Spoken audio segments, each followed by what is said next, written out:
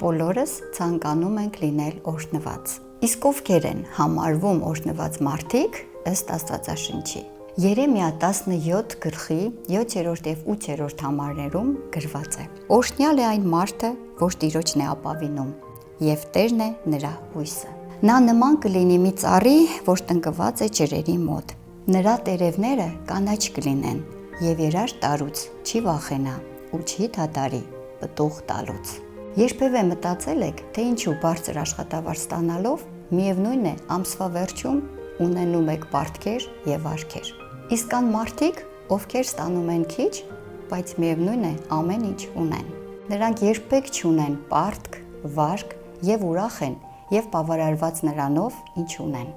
Դա կոչվում է օրհնություն։